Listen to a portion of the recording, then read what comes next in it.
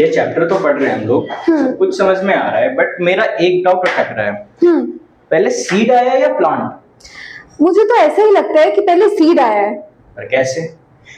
अगर वो सीड पहले आया है तो कहीं से तो आया होगा, कहाँ से आया वो सीड? देखो, सीड आया है तो तभी प्लांट आएगा, फिर अगर सीड नहीं आया तो प्लांट कहाँ से आएगा? बट मैंने तो पढ़ा है कि जब प्लांट ग्रो करता है उसके अंदर से सीड निकलता है तब वो सीड मिलता है। बट वो प्लांट कहाँ से ग्रो करेगा? सीड को पहले आना ही होता है। नहीं, आप गलत हो। मुझे लगता है कि पहले प्लांट आया है। नहीं, सीड आया होगा पक्का। यू आर रॉन्ग, पहले प्लांट आया। कोई बात नहीं। मैं इसका आंसर सॉल्व करके आपको बताता हूँ। मैं सॉल्व करके बताता हूँ कि पहले सीड आया या पहले प्लांट आया। बच्चों, जो सीड एंड प्लांट जो होता है ना, ठीक है, सीड एंड प्लांट पे जो अराइजेस हुआ पहले, ये एक कॉन्ट्राडिक्ट क्वेश्चन से पहले ये कॉन्ट्राडिक्ट क्वेश्चन हुआ करता था, लेकिन अब ये कॉन्ट्राडिक्ट नहीं है। इस क्वेश्चन को बताने से पहले मैं पहले ये बताऊंगा, जैसे बच्चे पूछते हैं कि पहले मुर्गी है या पहले अंडा, ये भी यही सवाल है कि पहले मुर्गी या पहले अंडा। ये भी वैसा ही क्वेश्चन है कि पहले सीड है या पहले प्लांट है। मैं जैसे ये कह रहा हूँ कि मुर्गी पहले है, अंडा बाद में है, क्योंकि एवोल्यूशन कहता है धीरे धीरे या ग्रेजुअली पहले मुर्गी आया एवोल्यूशन होके, फिर जब वो एग द्वारा रिप्रोडक्शन करना शुरू कर दिया, सेक्सुअल रिप्रोडक्शन, तब एग आया। यानी एवोल्यूशनरी पहले एनिमल आया यानी मुर्गी आया, उसके बाद अंडा आया, फिर सेक्सुअल रिप्रोडक्शन का प्रोसेस से अंडे से मुर्गी, मुर्गी से अंडा चलता रहा। ठीक है, उसी तरीके से जब हम प्लांट किंगडम की बात करेंगे, प्लांट किंगडम में अगर हम देखेंगे दो भाग में, क्रिप्टोगामस में सीड नहीं है, फेनोगामस में जिम्नोस्पर्म से सीड्स की अराइजेस हुआ। सो एवोल्यूशनरी जिम्नोस्पर्म से जब डेवलपमेंट हुआ, उसके अंदर में एडजस्टमेंट होके सीड फॉर्मेशन हुआ, यानी कोन फॉर्मेशन हुआ, स्ट्रोबिली फॉर्मेशन हुआ। यानी पहले प्लांट अराइज हुआ, फिर प्लांट के अंदर में सीड का अराइजेस हुआ, एवोल्यूशनरी डेवलपमेंट हुआ, फिर सेक्सुअल रिप्रोडक्शन, सीड से प्लांट, प्लांट से सीड, सीड से प्लांट, प्लांट से सीड करके लाइफ साइकिल कंप्लीट हुआ। यानी ये क्वेश्चन का आंसर जो है, पहले प्लांट आया उसके बाद सीड आया। हेलो बच्चों, आज का जो मेजर टॉपिक हम पढ़ेंगे, डिस्कस करेंगे, जिस टॉपिक का नाम है सीड। सीड एक हाई यील्डिंग बायोलॉजिकल टर्म है जिसको डिस्कस करने की बहुत जरूरत होता है, क्योंकि बहुत सारे बॉटनी लेक्चरर जो होते हैं वो सीड को प्रॉपर तरीका से डिस्क्राइब नहीं कर पाते हैं। तो इसलिए आज हमें एक बेहतर टॉपिक लेके आए हैं जिसका नाम है सीड। अभी सीड को हमें प्रॉपर तरीका से जब पहले डेफिनेशन देंगे, the part of the plant from which new plant arised, that part is called seed. Seed is nothing but the component which is present inside the fruit, and that will be sown in the field, and it will be germinate to form the new plant. That is also seed. But seed means the part of the plant from which new plant arised. That part is called seed. So that seed is categorized into two types, two parts. First one is here is the fertilized seeds, and fertilized seed का दूसरा नाम होता है true seed, उसका तीसरा नाम होता है सेक्सुअल सीड। ये सेक्सुअली पॉलिनेशन के द्वारा न्यू सीड फॉर्मेशन होता है। तो ये तीनों नाम है सीड का नाम। ट्रू सीड रियल फर्टिलाइजेशन से बनता है। तो यही फर्टिलाइजेशन से जो बनता है, अगर थोड़ा सा अगर हम इसको दिखाएंगे, this is called as your gynoecium, flower के गाइनोसियम के अंदर में होता है ओवारी, ओवारी के अंदर में उसके जो प्लासेंटा होता है, उस प्लासेंटा के अंदर में अटैचमेंट होता है ओव्यूल। जब पॉलिनेशन होता है, पोलन ग्रेन आके स्टिग्मा के ऊपर गिरता है, एंड वो स्टिग्मा के ऊपर गिरने से जब पोलन की वो धीरे धीरे अंदर आएगा एंड ओव्यूल के अंदर में एंट्री करेगा। ओव्यूल के अंदर में एंट्री करने के बाद double fertilization and triple fusion करेगा, देन ओव्यूल फर्टिलाइज होगा। जब ओव्यूल फर्टिलाइजेशन हो जाएगा, तब ओव्यूल धीरे धीरे मैच्योर होके सीड में कन्वर्ट हो जाएगा। यानी fertilized ovule is called seed. इसको ट्रू सीड के हिसाब से बता रहा हूँ, फॉल्स इधर है। तो ट्रू सीड में फर्टिलाइज्ड सीड होता है, उसको बोलते हैं सीड। अभी ओव्यूल फर्टिलाइजेशन के बाद जब सीड बनता है, अब उस सीड को हमें बोलेंगे फर्टिलाइज्ड सीड्स। वो भर के बारे में नहीं बोल रहा हूं मैं, वो फ्रूट में आता है। अभी जो ट्रू फ्रूट्स होता है, ट्रू सीड्स होता है, सेक्सुअल सीड होता है। अब ये सेक्सुअल सीड का बारे में जब हम स्टडी करते हैं, उस स्टडी का नाम होता है spermology. Spermology is the branch of science, branch of botany which deals with the study of seeds and different varieties of seeds. That is this process is called, this term is called spermology. Okay, now हम जब ये seed पढ़ेंगे, इधर बाद में पढ़ेंगे। अभी ये वाला जो फर्टिलाइज्ड सीड्स हमें पढ़ेंगे, ये फर्टिलाइज्ड सीड्स को पढ़ने से पहले हम जानेंगे ये फर्टिलाइज्ड सीड्स जो होता है उसके अंदर में क्या क्या कंपोनेंट होता है सीड के अंदर में। तो यही फर्टिलाइज्ड सीड के अंदर में 3 कंपोनेंट होता है, एक होता है सी, एक होता है एम, एक होता है जी। सी एम जी में मैंने सीड के कंपोजिशन को डिस्कस करूंगा। सी फॉर कंपोजिशन एक्चुअली मैंने सेटिंग करके रखा।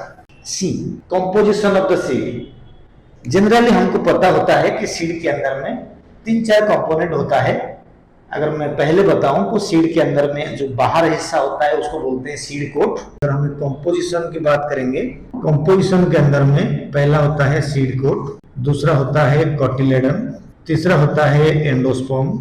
कोटिलेडन के अंदर में जो होता है, उसी कोटिलेडन के अंदर में डेवलपमेंट होगा, यानी इसमें और एक बड़ी बात होता है एम्ब्रियो।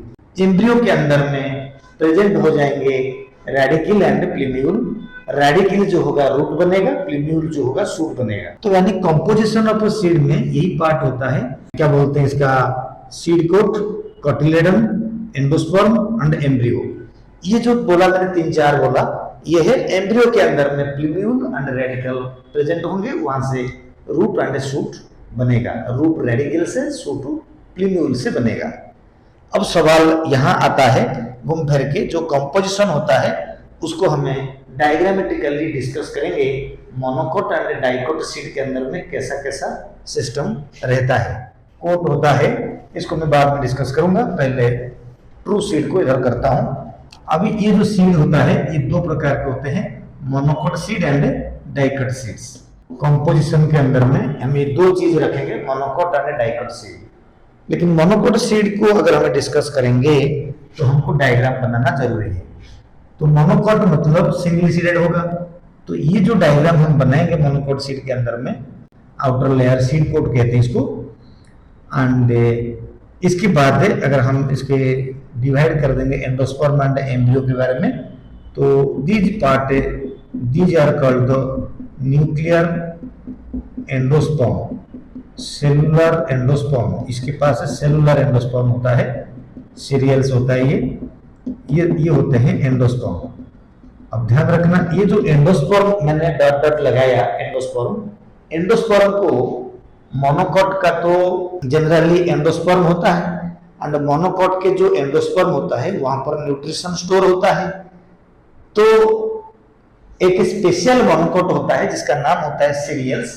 राइस, व्हीट, मेज, बाजरा, ज्वार, ये जो सीरियल्स होते हैं, इनके जो एंडोस्पर्म के जो आउटर कवरिंग होता है, वो एंडोस्पर्म के आउटर कवरिंग जो होता है वो काफी, एंडोस्पर्म के आउटर कवरिंग जो होता है वो काफी क्या है, ठीक होता है। एंडोस्पर्म के आउटर कवरिंग जो होता है वो काफी ठीक होता है, एंड वो ठीक पार्ट को ही बोलते हैं अल्यूरोन लेयर। अभी मैं लिखूंगा, दिस इज कॉल्ड अल्यूरोन लेयर। मैं ये बता दिया कि ये होता है सीड को, इसको बोलेंगे अल्यूरोन लेयर बना दिया मैंने। अंदर वाला को एंडोस्पर्म बता दिया मैंने। अब इसके पास जो स्ट्रक्चर होता है, तो दिस इज कॉल्ड कोटिलेडन, ये होता है cotyledon, and this part is called cotyledon के एम्ब्रियो आएगा। एम्ब्रियो में ऊपर वाला हिस्सा जो रहेगा ये हो जाएगा कोलियोप्टाइल, ये हो जाएगा प्लीम्यूल, ये वाला पार्ट हो जाएगा radical, this part is called coleorhiza. अब सवाल ये होता है कि कोलियोप्टाइल क्या होता है? It is a foliar structure surrounds to the plumule, is called coleoptile. Monocot में दिखता है जब राइस प्लांट जर्मिनेट करता है, उसका छोटा सा लीफ जो आता है उसको बोलते हैं कोलेप्टाइल, प्लूम्यूल उसके अंदर में होता है, रेडिकल रूट होता है फाइनली, एंड उसको कवर करके रखता है कोलियोराइजा। अब सवाल यही होता है कि ये होता है कोटिलेडन, खाली जगह।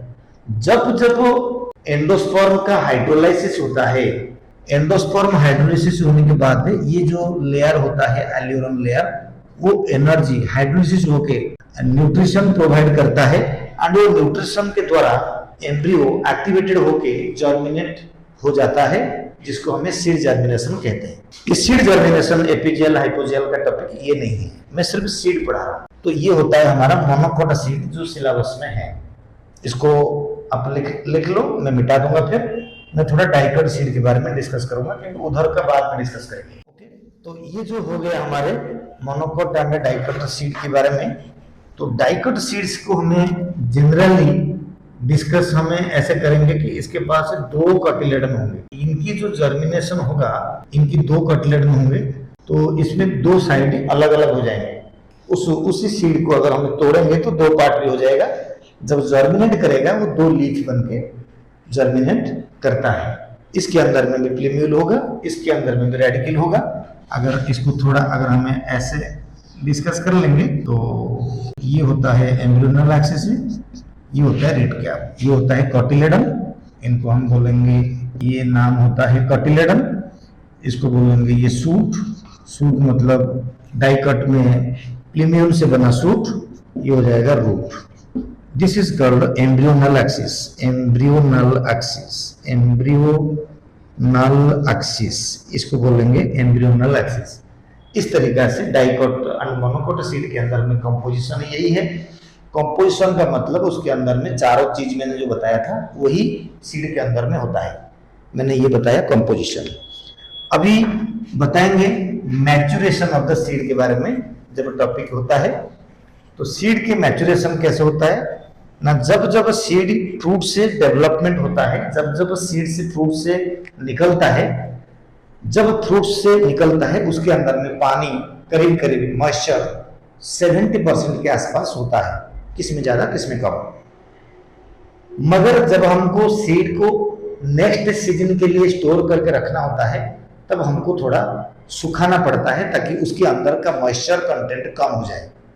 मॉइस्चर कंटेंट कम करने का वजह यह है कि सीड के अंदर में जो एम्ब्रियो है उस एम्ब्रियो को इनएक्टिवेट करना है, तो इसीलिए उनको ड्राई करना पड़ता है। सीड को ड्राई हमको करना पड़ता है, या नेचुरली अगर जो रैंडमली सीड्स होते हैं गार्डन में या खेत में या कहीं भी जंगल में, तो वहां पर नेचुरल तरीका से सीड्स भी ड्राई हो जाता है। सीड ड्राई होने का बेसिक रिक्वायरमेंट होता है कि सीड को लंबे समय तक प्रिजर्व किया जा सकता है। अगर ड्राई हो जाएगा सीड सी, मैंने मैच्योरिटी की बात करता हूं, मैच्योरिटी की बात करता हूं, तो सीड जब मैच्योर बनेगा तो धीरे धीरे ड्राई होगा। उसके अंदर का जो पानी है 70-80% से घटकर एनसीईआरटी कहता है कि 10 से 15% ऑफ वो पानी रहेगा, यानी मॉइस्चर रहेगा। जब 10 से 15% मॉइस्चर रहेगा एनसीईआरटी के मुताबिक, तब एम्ब्रियो जो है अगर उस सीड को कहीं जमीन में फेंक देंगे वो जर्मिनेट नहीं करेगा। इसलिए जर्मिनेट नहीं करेगा सीड्स जो है, क्योंकि उसके अंदर में जितना रिक्वायरमेंट होता है पानी की, एम्ब्रियो हाइड्रोलिसिस होगा, प्लूम्यूल एंड रेडिकल बनाएगा, वो बन नहीं पाएगा। यानी जब 10 से 15% तक पानी रहता है सीड के अंदर में, embryo undergoes physiologically inactive, so that the seed undergoes the period of dormancy. Dormancy is a period of the seed where embryo undergoes physiologically inactive and no germination will be occur. Germination नहीं होगा, physiologically embryo inactive रह जाएगा। उसी period को बोलते हैं dormancy period, germinate नहीं करेगा। अगर इनको जर्मिनेट किया जाएगा तो सुइटेबल अमाउंट ऑफ वाटर, सही अमाउंट में पानी, सही अमाउंट में ऑक्सीजन जब सीड को प्रोवाइड करेंगे एंड अप्रोप्रिएट टेम्परेचर द्वारा, सीड के माइक्रोपाइल के अंदर में ऑक्सीजन एंड वाटर जब घुसेंगे तो सीड के अंदर में पानी थोड़ा एक्स्ट्रा हो जाएगा, तो एम्ब्रियो हाइड्रोलिसिस होके रेडिकल एंड प्लूम्यूल बनाएगा, तब होगा जर्मिनेशन। यानी डॉर्मेंट सीड को भी दोबारा जर्मिनेट किया जा सकता है। डोरमेंसी दो प्रकार के होते हैं। एक होता है कि embryo has capable to germinate but due to unfavourable condition arised embryo unable to germinate. इसमें से क्या होता है ना, this is called normal dormancy. कुछ सीड होते हैं तो परमानेंट डोरमेंसी, मतलब वो कभी भी जर्मिनेट नहीं करेंगे क्योंकि उसके अंदर में एम्ब्रियो इमैच्योर है, तो फिर तो जर्मिनेट नहीं करेगा। एम्ब्रियो को मैच्योर होना चाहिए। अगर अनफेवरेबल कंडीशन में जर्मिनेट नहीं करेगा तो उसको बोलेंगे डोरमेंसी। अगर फेवरेबल कंडीशन देंगे तो दोबारा एम्ब्रियो जर्मिनेट करेगा, तो फिर डोरमेंसी ब्रेक होता है। 11th में तुमने पढ़ा था कि जो डोरमेंसी को ब्रेक करने वाला हार्मोन होता है गिबरलिन। गिबरलिन देने से डोरमेंसी ब्रेक होता है, जर्मिनेशन स्टार्ट होता है। अभी यही जो डोरमेंसी ब्रेक होगा एंड जर्मिनेशन होगा उसको बोलते हैं जर्मिनेशन हुआ। डोरमेंसी को ब्रेक करके कैसे हुआ? गिबरलिन डाला, आर्टिफिशियली हो या naturally. Gibberellin is a plant hormone. Hormone means enzymes, enzymes means एक तरीका का प्रोटीन, यानी प्रोटीन एंजाइम और हार्मोन अप्लाई करने से डोरमेंट सीड को जर्मिनेट किया जा सकता है। अगर यही बात को मैं रिपीट करूंगा, जो मेरी इंस्टीट्यूट के सिंबल होता है वो मैं डोरमेंसी के द्वारा जर्मिनेशन के द्वारा बताना चाहूंगा। This is a seed, it may be A dicot seed, it may be A dicot seeds. Seed के अंदर में this part is the brown colour and इसमें प्यूम्यूल एंड रेडिकल है। तो पहले रेडिकल से निकलेगा एंड रूट बनेगा एंड वहां से प्यूम्यूल जो निकलेगा, प्यूम्यूल जाके सूट बनेगा, प्यूम्यूल जाके सूट बनेगा। अगर एक डोरमेंट सीड, मैंने एक स्टूडेंट को रिप्रेजेंट करता हूं आज एक डोरमेंट सीड, तो डोरमेंट सीड तब तक डोरमेंट रहेगा जब तक उनके अंदर में हार्मोन एंजाइम से विटामिन से नहीं आएगा।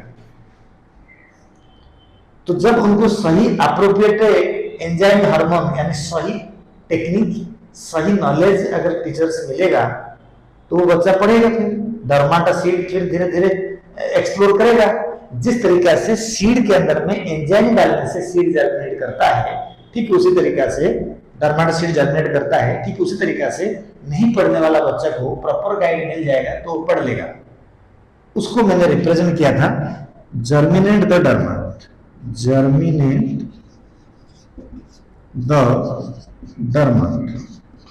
ये जो dominate germinate the dormant word है, यही है हमारे इंस्टीट्यूट के सिंबल। हर बच्चा डोरमेंट पीरियड में रहता है, उनको सही गाइडेंस मिलने से वो जर्मिनेट करता है। उसको सोच के हमने इसको लगाया था। इस तरीका से मैंने 3 टॉपिक की कंपोजिशन के बारे में, सीड के बारे में बता दिया। नोट करना है तो कर लो। डन। अब हमें बारी करेंगे जर्मिनेट द डोरमेंट के बारे में, हो गया। अब हमें कुछ एनसीईआरटी के एग्जाम्पल देंगे, सिलेबस वाइज जा रहा हूं। एनसीईआरटी एग्जाम्पल जब मैंने दूंगा, मैं ये कहूंगा कि कौन सा सीड कितने साल तक डोरमेंसी रहने के बाद दोबारा जर्मिनेट करता है। एग्जाम्पल 1 में मैं ये देने वाला हूं कि एक लुपाइन सीड, ध्यान रखना क्या बोल रहा हूं मैंने, लुपाइन, LUPINE। ये लुपाइन सीड जो होता है ये करीब 10,000 ईयर्स तक डोरमेंसी पीरियड में रहने के बाद में भी जर्मिनेट करता है। कोई बच्चा 10th में अच्छा नहीं पढ़ता, 11th में नहीं पढ़ता, 12th में नहीं पढ़ता, फिर BA के बाद दोबारा पढ़ने लगता है। वो 4-5 साल तक डोरमेंट रहता है, उसके बाद फिर अच्छे से जर्मिनेट करता है।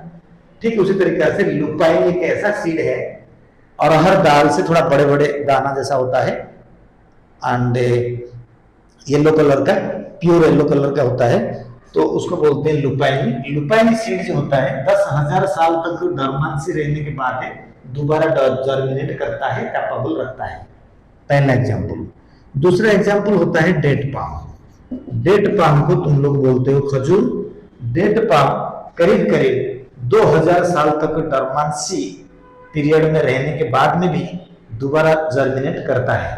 ये डाटा दोनों एनसीईआरटी में है। एनसीईआरटी में तीसरा डाटा है फोएनिक्स डैक्टिलिफोरा, PHONIX, फोएनिक्स डैक्टिलिफेरा, फेरा, ये phonics dactylifera, this seed is similar to that of date palm. It is similar to that of date palm, and this seed was obtained from the archaeological excavation of King Herod Palace that was nearer the Dead Sea. वहां से मिला था, excavation के जरिए में खुदाई चल रहा था, वो सीड मिला था, एंड वो भी देखा गया था, वो भी करीब करीब 2000 साल का पुराना सीड है, उनको जर्मिनेट करने से वो जर्मिनेट हो गया।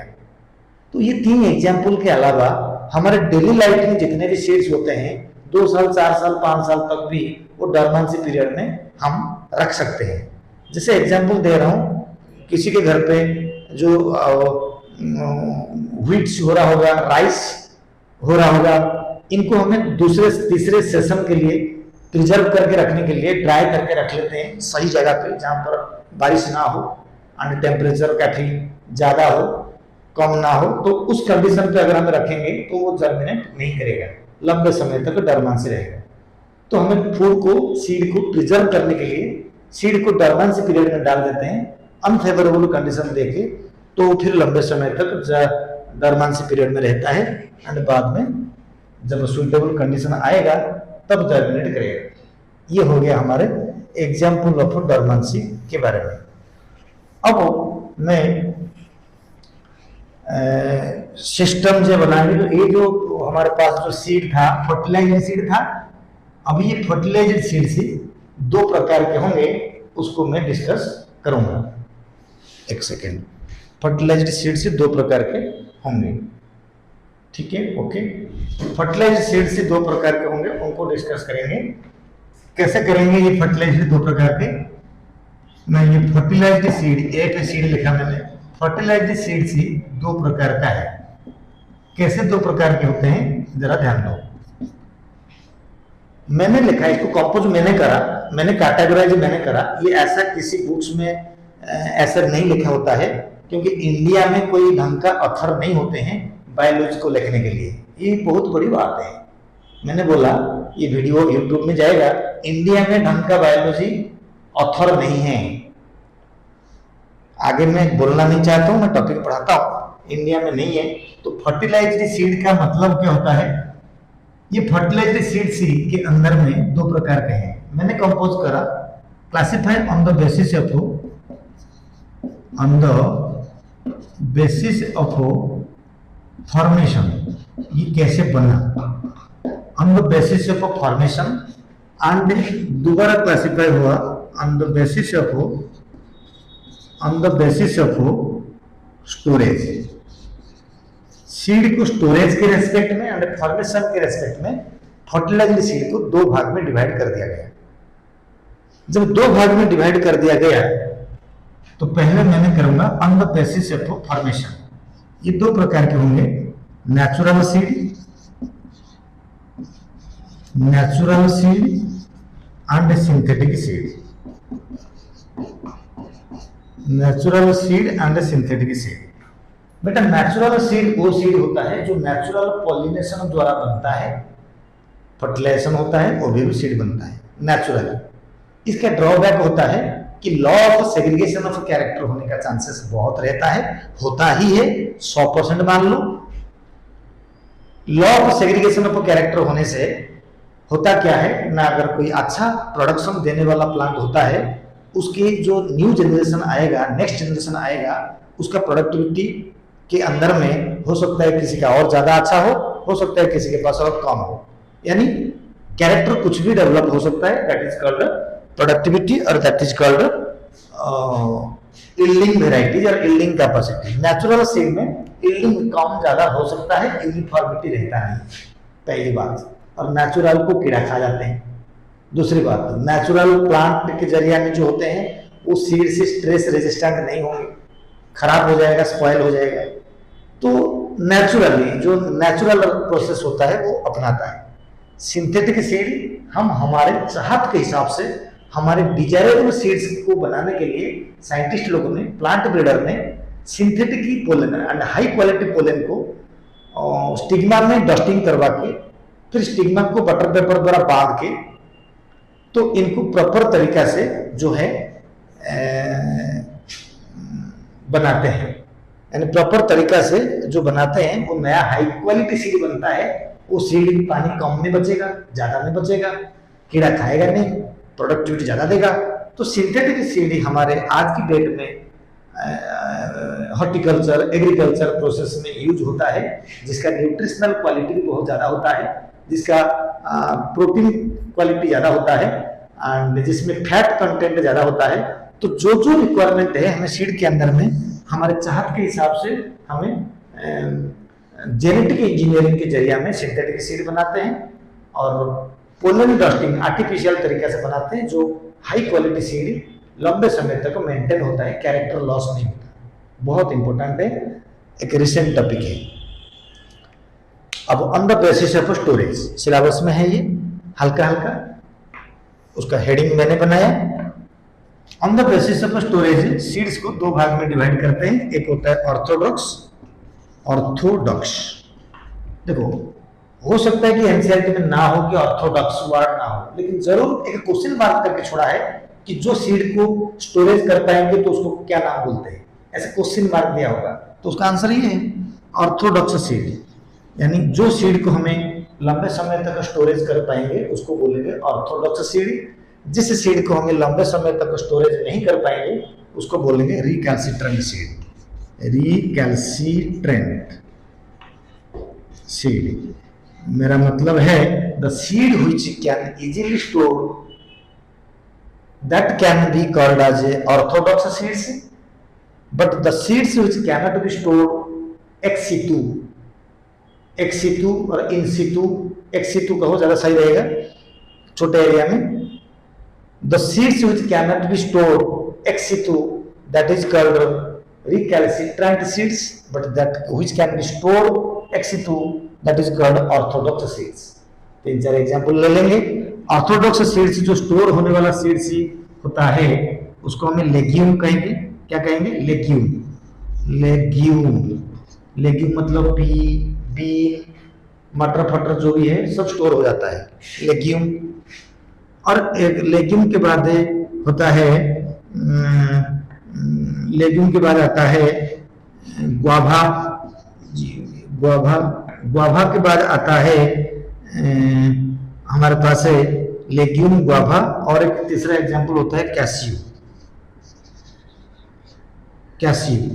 चलो तीन एग्जांपल मान लो मैंने याद रखा, तो ये डेली लाइफ में सोचने से भी कॉमन सेंस में बन जाएगा किसको हमें स्टोर करते हैं। नहीं स्टोर करने वाला सीड से रिकैल्सिट्रेंट होता है। इसका एग्जांपल होता है मैंगो, एवोकाडो। 3 नंबर में होता है लीची। आप देख सकते हो ये 3 मैंने सेट किया। तो इस तरीके से on the basis of storage fertilize seed को हमें 2 भाग में डिवाइड करते हैं। ये हमारी सिलेबस है। तो ठीक इसी तरीका से हमने क्या कर दिया ना, फर्टिलाइज्ड सीड को कंप्लीट कर दिया।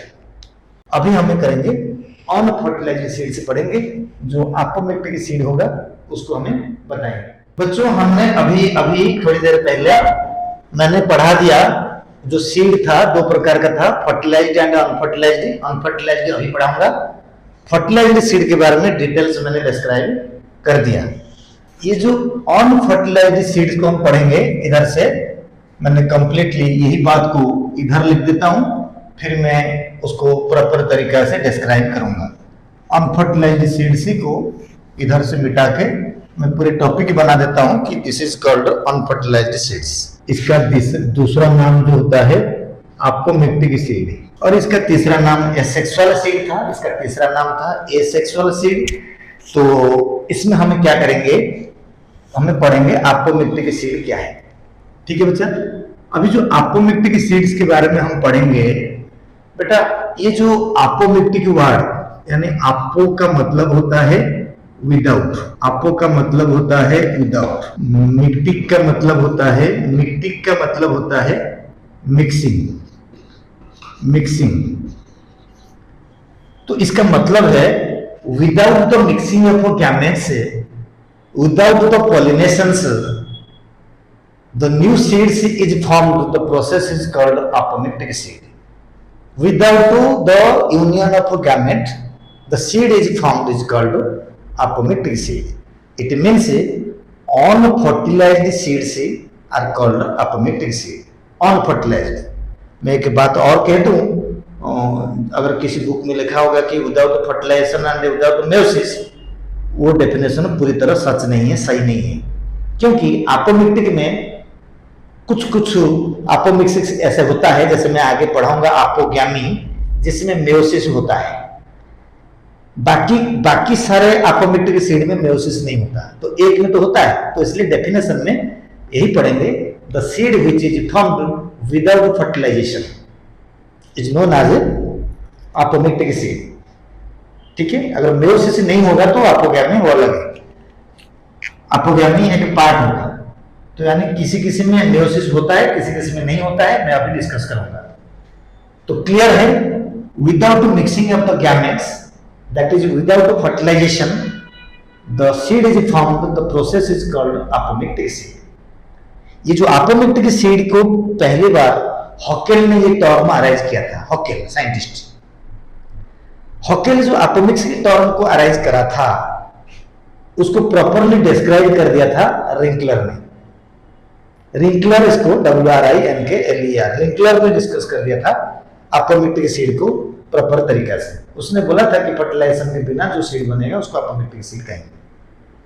अब इस सीड की जो एपोमिक्टिक सीड हमें डिस्कस करते हैं, मैं शुरुआत में बोला था सीड वो होता है जहां से न्यू प्लांट बनता है। सीड वो हमेशा नहीं है कि जो फ्रूट के अंदर में मिलता है, वो भी सीड है, वो हमने पढ़ लिया, वो ट्रू सीड है। तो फॉल्स सीड ये सब हम पढ़ेंगे एपोमिक्टिक सीड, तो बिना फर्टिलाइजेशन होगा। अभी ये एपोमिक्टिक सीड को हम क्या करेंगे, दो भाग में डिवाइड करेंगे। विदाउट मिक्सिंग बता दिया मैंने, इनको दो भाग में डिवाइड करेंगे। एपोमिक्टिक सीड को जो दो भाग में डिवाइड करेंगे, पहला का नाम होता है वेजिटेटिव एपोमिक्सिस, वेजिटेटिव एपोमिक्सिस। दूसरा नाम होता है एगामोस्पर्मी, एगामोस्पर्मी। पहले का नाम वेजिटेटिव एपोमिक्सिस, दूसरे का नाम एगामोस्पर्मी। बच्चों, ये जो वेजिटेटिव प्रोपागेशन होता है, ये भी एपोमिक्सिस है। किसी ऑथर मना कर दिया कि ये एपोमिक्सिस नहीं है, लेकिन जब ये नया प्लांट बना सकता है vegetative part of the plant body से, तो this is a kind of apomixis also. आपका दिल्ली यूनिवर्सिटी का पी माहेश्वरी जो है, उन्होंने उनकी एक छोटा बुक है, उसने बोला कि ये एपोमिक्सिस वेजिटेटिव एपोमिक्सिस वर्ड है, तो फिर हमें कह सकते हैं। तो वेजिटेटिव एपोमिक्सिस एंड एगामोस्पर्मी, इस तरीके से इसको दो भाग में डिवाइड कर दिया गया एपोमिक्टिक सीड को। अब हमें वेजिटेटिव एपोमिक्सिस को क्यों कहेंगे, मैं तुमको एक छोटा एग्जांपल दे रहा हूं। तुमने देखा होगा पोटैटो प्लांट का फ्लावर नहीं, एंजियोस्पर्म है, हल्का हल्का वायोलेट कलर का फ्लावर मैंने देखा पोटैटो के अंदर में है। तो जहां फ्लावर होगा वहां पर सीड होगा। अगर जहां फ्लावर है वहां पर सीड है, तो फिर सीड से जर्मिनेट क्यों नहीं होता, नया प्लांट क्यों नहीं बनता? सवाल ये है, बहुत सारे प्लांट होते हैं जिसका सीड है, फ्लावर है, फ्रूट भी है, लेकिन वो सीड जो है वायबल नहीं है, एक्टिव नहीं है, उस सीड से न्यू प्लांट बन नहीं पाता। तो प्लांट को बच के रहना है, स्ट्रगल करके उनको सर्वाइव करना है, चाहे नेचुरली हो या हम काट के लगाएं, कैसे भी करें। तो प्लांट को सर्वाइव करने के लिए प्लांट क्या कर दिया, अपने आप को अडॉप्ट करने के लिए पूरे एनवायरनमेंट में, तो प्लांट सीड के अलावा अदर मीन्स के द्वारा प्रोपेगेट होने लग गया। जो अदर मीन द्वारा प्रोपेगेट हुआ वो उसका वेजिटेटिव सीड है। आई सेड, रिपीट करता हूं, वेजिटेटिव सीड। तो this is called vegetative apomixis, vegetative seed. It may be some part of the plant body, some leaf part, some root part, some stem part, कुछ भी हो सकता है। उसके एग्जाम्पल हमें देंगे। एग्जाम्पल क्या है वेजिटेटिव एपोमिक्सिस में? मैंने बोला कि सीड होता है, वायबल नहीं होता है, इसलिए ये वेजिटेटिव मेथड में प्रोपेगेट करता है। अब पहला एग्जाम्पल देंगे ऑक्जालिस। ऑक्जालिस एक ऐसा प्लांट है जिसका वेजिटेटिव पार्ट से जब रिप्रोडक्शन होता है, वो वेजिटेटिव सीड का नाम है रनर। 2 नंबर पे मैं कहूंगा ऑक्जालिस के बाद मैं कहूंगा जस्मीन, जस्मीन, बनाना। इनके जो वेजिटेटिव सीड है उसका नाम है शक्कर, शक्कर कर देंगे। राइजोम भी इनका नाम देते हैं कभी कभी जगह में।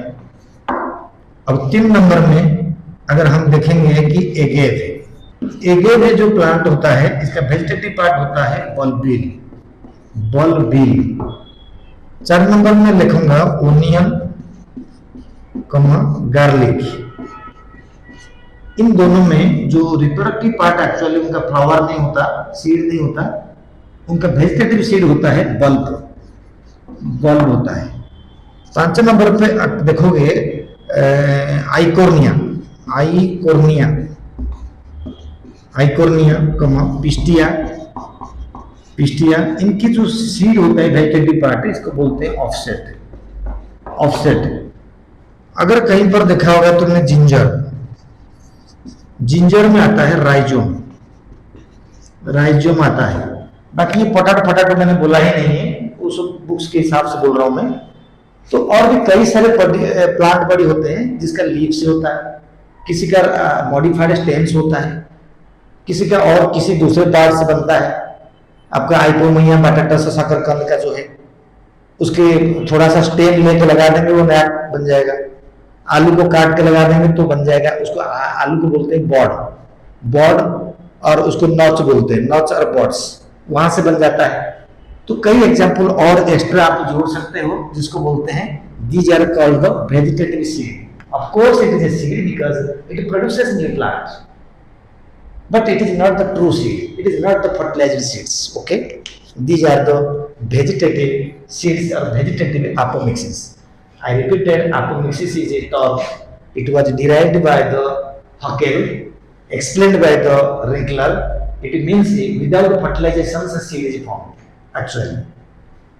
लेकिन जो वेजिटेटिव एपोमिक्सिस मैंने बताया, इसमें फर्टिलाइजेशन हो ना हो कोई फर्क नहीं पड़ता, सीड वायबल ना होने की वजह से other than the seed part जो है वो रिप्रोडक्शन कर दिया है। अब हमारे पास सवाल आता है एगामोस्पर्मी के बारे में पढ़ना। वो बच्चों, एक एगामोस्पर्मी एक्चुअली रियल एपोमिक्सिस, ये सीड बनेगा। वहां पर जो था वो तो वेजिटेटिव पार्ट नया प्लांट बना दिया, यहाँ पर ये सीड बनाएगा। लेकिन याद रखना, बिना फर्टिलाइजेशन में सीड, एसेक्सुअल सीड यही बनाएगा, एसेक्सुअल सीड। ये कैसे एसेक्सुअल सीड बनाएगा? एगामो, ए मतलब नॉट, यानी गैमेट फ्यूजन नहीं हो रहा है। गैमेट फ्यूजन अगर नहीं हो रहा है तो ये एगामोस्पर्मी कैसे बनाएगा, मैं इसको बताता हूं एगामोस्पर्मी को कैसे बनाएगा। बेटा, जो एगामोस्पर्मी होता है ये नेचुरल पॉलिनेशन के जरिए में नहीं होता है, यानी पॉलिनेशन इसमें नहीं होता है। अगर मैं तुम्हें याद दिला दूं, जब हम एक क्या करते हैं, मैंने एक बना रहा हूं जैसे ये ओव्यूल, ओव्यूल के स्ट्रक्चर के अंदर में हमें ये बता रहे हैं कि इसके अंदर में these are the nucellus, these are the nucellus, these are the nucellus, this line is called integument, this line covering line is called integument, this is the chalaza, and then आगे आएगा फुनिकुल। मेरा question यही है कि जब हम एगामोस्पर्मी पढ़ेंगे, एगामोस्पर्मी मतलब क्या होता है ना, agamospermy is a method by which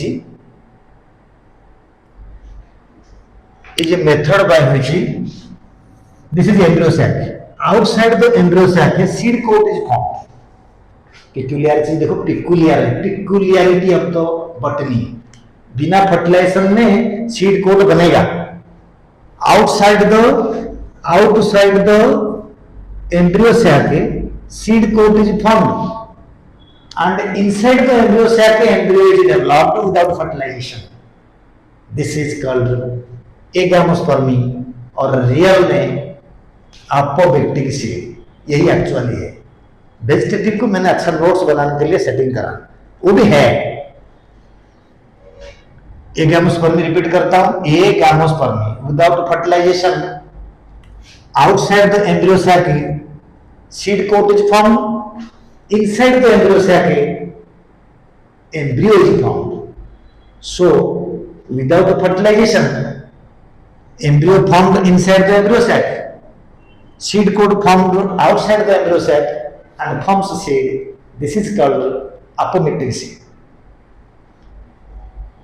and यही वाला जो एपोमिक्टिक सीड होता है, इस एपोमिक्टिक सीड को मैंने क्या करूंगा, 3 भाग में डिवाइड करूंगा। एंड थोड़ा सा और बताता हूं, ये जो एपोमिक्टिक सीड है, ये एपोमिक्टिक सीड वेजिटेटिव क्रॉप्स में अप्लाइड नहीं है।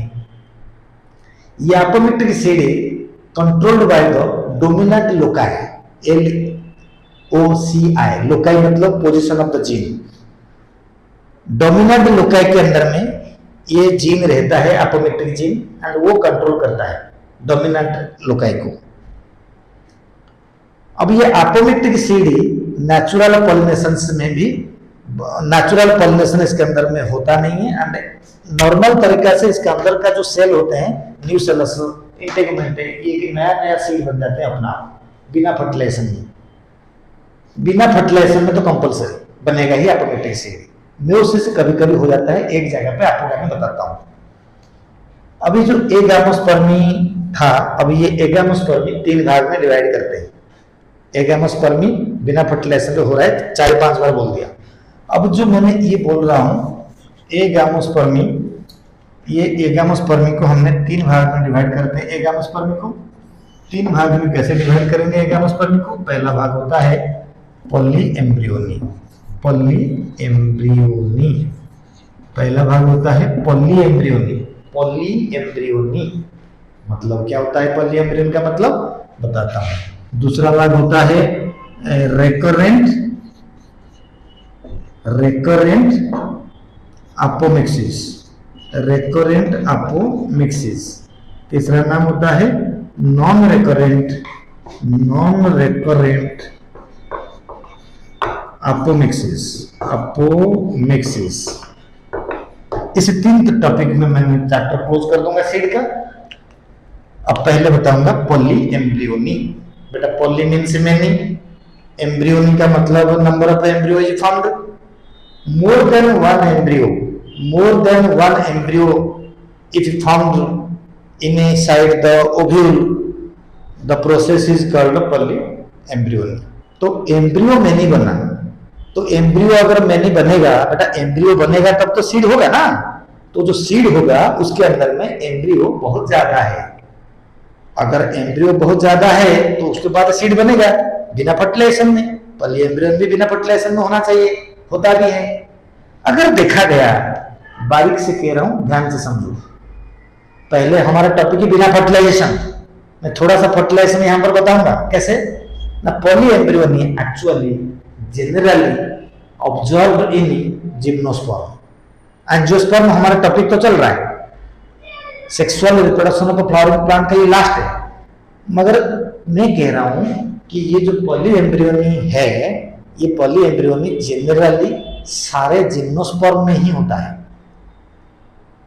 तो जिम्नोस्पर्म में कैसे होता है ना? जिम्नोस्पर्म में जो उनका फीमेल गैमेटोफाइट बनता है, उसके अंदर में 4 से 8 एग होता है। एग 4 से 8 एग होने की वजह से जितना एग होता है उतना एम्ब्रियो बनता है, फर्टिलाइजेशन उतने बार होता है उसके अंदर में। तो हर जिम्नोस्पर्म में पॉलीएम्ब्रियोनी होना तय है, कंपलसरी है। एंड पॉलीएम्ब्रियोनी जनरली दिखता है जिम्नोस्पर्म में, क्योंकि many egg are found in the embryo sac. हमारा एंजियोस्पर्म में सिर्फ एक एग बनता है, लेकिन जिम्नोस्पर्म में 4 से 8 एग बुक्स वगैरह में बताया जाता है। तो अल्टीमेटली मैनी एम्ब्रियो बनेगा, जितना एग होगा उतना एम्ब्रियो बनेंगे। तो यानी जिम्नोस्पर्म में पॉलीएम्ब्रियोनी जनरली होता है, ये मैंने क्लियर कर दिया। एंड जिम्नोस्पर्म में जो एम्ब्रियो बनेगा वो तो एम्ब्रियो सैक के अंदर में नंबर ऑफ एग था, फर्टिलाइजेशन हुआ, जाइगोट बना, फिर एम्ब्रियो बना। यानी जिम्नोस्पर्म का जो एम्ब्रियो है वो एम्ब्रियो फर्टिलाइज्ड एम्ब्रियो है, वो रियल एपोमिक्टिक एम्ब्रियो नहीं है। तो इसीलिए मैं थोड़ा सा बताऊंगा। पॉलीएम्ब्रियोनी 2 प्रकार का होता है, जिम्नोस्पर्म में होता है, जिम्नोस्पर्म में होता है, एंजियोस्पर्म में होता है। एंजियोस्पर्म में होता है। बेटा जनरली जिम्नोस्पर्म में होता है, सारे जिम्नोस्पर्म में होता है। एंड जिम्नोस्पर्म में जो पॉलीएम्ब्रियो होता है वो होता है फर्टिलाइज्ड एम्ब्रियो। एम्ब्रियो फर्टिलाइजेशन के द्वारा बनता है। लेकिन एंजियोस्पर्म में जो पॉलीएम्ब्रियो बनता है वो बिना फर्टिलाइजेशन में बनता है। बड़ी बात है, क्योंकि हमारा सिलेबस है बिना फर्टिलाइजेशन वाला एंजियोस्पर्म। बिना फर्टिलाइजेशन में हमें यही एंजियोस्पर्म का पॉलीएम्ब्रियोनी को हमें विदाउट फर्टिलाइजेशन के हिसाब से पढ़ते हैं, लेकिन जिम्नोस्पर्म के बारे में रह जाता है। तो इसीलिए बच्चा कंफ्यूज होता है, कभी कभी बोलेगा जिम्नोस्पर्म में जनरल दिखता है, तो जनरल जिम्नोस्पर्म में क्या बिना फर्टिलाइजेशन में होता है? नहीं, जिम्नोस्पर्म में फर्टिलाइजेशन में होता है, एंजियोस्पर्म में अनफर्टिलाइज्ड के जरिए में एम्ब्रियो मिनी एम्ब्रियो बनता है। एंड वेरी रेयरली कुछ कुछ एंजियोस्पर्म में होता है। इसका एग्जांपल दूंगा सिट्रस। लेमन एंड ऑरेंज को मिला दो, सारे सिट्रस प्लांट होते हैं, सारे खट्टे खट्टे जो फ्रूट्स होते हैं उन प्लांट को बोलते हैं सिट्रस प्लांट। सिट्रस प्लांट में पहली बार जो हमारे साइंटिस्ट है, माइक्रोबायोलॉजी का फादर एंटोन वॉन लूनिहक, उसने पहली बार सिट्रस के अंदर में देखा था कि 40 एम्ब्रियो है। एनसीईआरटी में है तुम्हारे, 40 एम्ब्रियो होता है। 40 एम्ब्रियो एंटोन वॉन लूनिहक ने अपने माइक्रोस्कोप में देखा था एम्ब्रियो डेवलपमेंट को। इसके अलावा सिट्रस के बाद मैंगो के अंदर में 20 एम्ब्रियो होता है, ये भी स्टडी किया गया है। एंड ओनियन के अंदर में 5 एम्ब्रियो है, ये भी स्टडी किया गया है। तो इस तरीके से मेरे पास 3 एग्जांपल है, सिट्रस, मैंगो एंड ओनियन। क्योंकि एंजियोस्पर्म में वेरी रेयरली पॉलीएम्ब्रियोनी होता है, और होंगे तो I don't know. This is angiosperm, this is called polyembryony. और एक छोटा टॉपिक की पॉलीएम्ब्रियोनी के साथ है जिसका नाम है एडवेंटेटिव पॉलीएम्ब्रियोनी। एडवेंटेटिव पॉलीएम्ब्रियोनी का मतलब क्या होता है, एक छोटी सी डायग्राम करके बताता हूं। देखो, तो दिस इज कॉल्ड ओव्यूल। अब इस ओव्यूल के अंदर में होता है, this part is called integument I, this is called nucellus, this is also called nucellus. Sometimes कुछ न्यूसेलस एंड कुछ इंटेगुमेंट बिना फर्टिलाइजेशन में एम्ब्रियो में डेवलपमेंट हो जाते हैं, उन्हें कहते हैं एडवेंटेटिव पॉलीएम्ब्रियोनी, यानी एडिशनल टिश्यू। मतलब एम्ब्रियो सैक के अलावा बाहर से कोई एडिशनल टिश्यू एम्ब्रियो बना रहता है, तो उससे बोलते हैं एडवेंटेटिव पॉलीएम्ब्रियोनी। ओके, ऐसा एडवेंटेटिव पॉलीएम्ब्रियोनी जो है, ये मैंगो है, सिट्रस है, और मेज है, और कई सारे प्लांट्स में होते हैं। मैंने 7-8 नोट्स के अंदर में रखा था। मेज, मैंगो, सिट्रस, ओनियन भी दिखा दिया। इस तरीके से और भी कई प्लांट्स होते हैं जिसमें ऐसा एडवेंटेटिव पॉलीएम्ब्रियोनी भी ऑब्जर्व होता है। मैंने पॉलीएम्ब्रियोनी बताया। अब टॉपिक आता है 2 नंबर पे, recurrent and non recurrent agamospermy. Agamospermy is the real apomictic seed. इसमें से एम्ब्रियो सैक के बाहर बनेगा सीड को, तो अंदर बनेगा एम्ब्रियो बिना फर्टिलाइजेशन के। इसी को बोलते हैं एगामोस्पर्मी। अभी ये जो एगामोस्पर्मी होता है, ये एगामोस्पर्मी 3 प्रकार था, रह गया 2 प्रकार में, recurrent apomixis and non recurrent apomixis. बेटा रेकरेंट एपोमिक्सिस का मतलब है मेगास्पोरोजेनेसिस ओव्यूल के अंदर में जो होता है वो नहीं होगा। What is megasporogenesis? ना फॉर्मेशन ऑफ मेगास्पोर्स टेट्राड या formation of megaspores from the megaspore mother cell by meiosis is known as megasporogenesis. अगर मेगास्पोरोजेनेसिस नहीं होगा मतलब मेयोसिस नहीं होगा।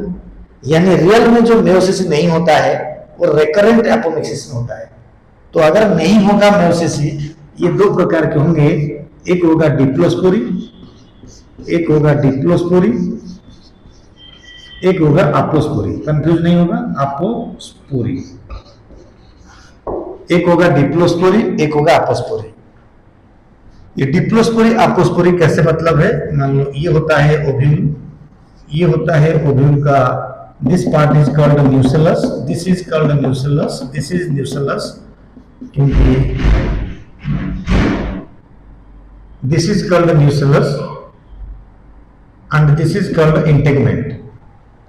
अब ये डिप्लोस्पोरी होता क्या है? डिप्लोस्पोरी कहता है कि मेगास्पोर मदर सेल से, याद रखना, डिप्लोस्पोरी कहता है मेगास्पोर मदर सेल से। कहा मेगास्पोर मदर सेल? ये न्यूसेलर से आगे डेवलपमेंट होगा। मेगास्पोर मदर सेल से MMC से ये डिप्लॉयड था बिना मेयोसिस में अगर एम्ब्रियो बन जाएगा, 2N एम्ब्रियो बनेगा, तो उससे बोलेंगे डिप्लोस्पोरी। डिप्लॉयड एम्ब्रियो, डिप्लोस्पोरी, बिना मेयोसिस में मेगास्पोर मदर सेल डेवलपमेंट करेगा, उसको बोलेंगे डिप्लोस्पोरी। राइट, मीनिंग सेम है। अपोस्पोरी क्या होता है ना? न्यूसेलस। भाई साहब, न्यूसेलस और मेगास्पोर मदर सेल में क्या फर्क है ना? एक स्पेशल न्यूसेलस होता है मेगास्पोर मदर सेल, जहां से फीमेल गैमेटोफाइट डेवलपमेंट होता है, वो मेगास्पोर मदर सेल है। न्यूसेलस से बहुत सारे हैं। तो फिर अपोस्पोरी कहता है कि न्यूसेलस से या इंटेगुमेंट से, जब न्यू रेयरली इंटेगुमेंट, तो न्यूसेलस से, मान लीजिए खाली न्यूसेलस से बोलता हूं, न्यूसेलस से बिना फर्टिलाइजेशन में डायरेक्ट एम्ब्रियो बन जाएगा, तो उसको बोलेंगे apospory. Megaspore mother cell is a special nucellus, developed nucellus, उससे बनेगा डिप्लॉयड एम्ब्रियो, उसको बोलेंगे डिप्लोस्पोरी। ये दोनों प्रोसेस को बोलते हैं रेकरेंट एपोमिक्सिस। ये रेकरेंट एपोमिक्सिस में मेगास्पोरोजेनेसिस नहीं होता है, यानी मेयोसिस नहीं होता है। तो इनके लिए हमें डेफिनेशन दे सकते हैं कि the seed which is found without the fertilization and without meiosis, बोल सकते हैं, लेकिन इसके लिए नहीं बोल सकते। इसमें मेगास्पोरोजेनेसिस होता है। मेगास्पोरोजेनेसिस होने के बाद अगर मैं एक छोटा सा ओव्यूल इधर बना दिया, तो यहाँ पर एम्ब्रियो सैक बना दिया, यहाँ पर एग बनाया, यहाँ पर बनाया मैंने साइनरजीड, फिर साइनरजीड, नीचे बनाया एंटीपोडल सेल, जूम करके देखो, एंटीपोडल सेल 3, ऊपर बनाया बीच वाला एग एंड बाकी दोनों हो गया साइनरजीड। कितने हो गए? 6। एंड ये मेयोसिस द्वारा होता है। एग, साइनरजीड, एंटीपोडल सेल मेयोसिस होते हुआ।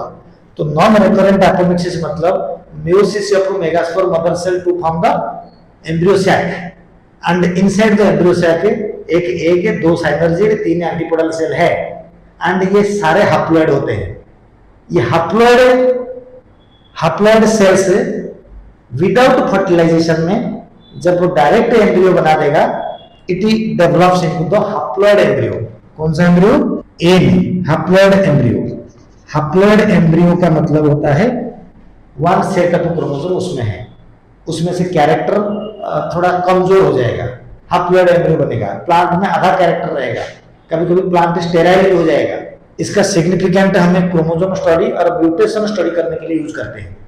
अदरवाइज इनका plant breeding and high yielding variety के लिए ज्यादा इंपॉर्टेंट नहीं होगा। सिर्फ क्रोमोसोम स्टडी आसानी से हो पाएगा, म्यूटेशन कर पाएंगे, तब इसको हमें यूज करते हैं। तो यानी यहां मैंने आपको क्लियर करा, आपको व्यक्त कीजिए asexual seed which is formed without fertilization but may or may not be meiosis will be occur.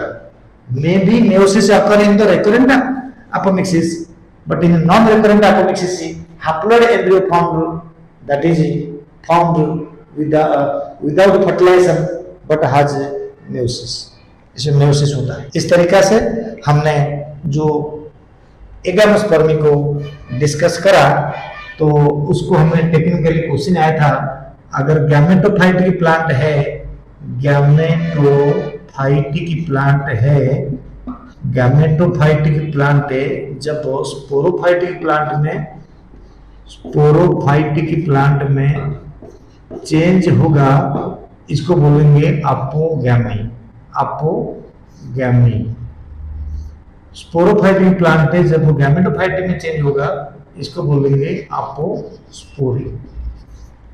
अपोस्पोरी is a process by which sporophytic plant changes to gametophytic plant. ये जो अल्टरनेशन ऑफ जनरेशन के topic के अंदर में होता है।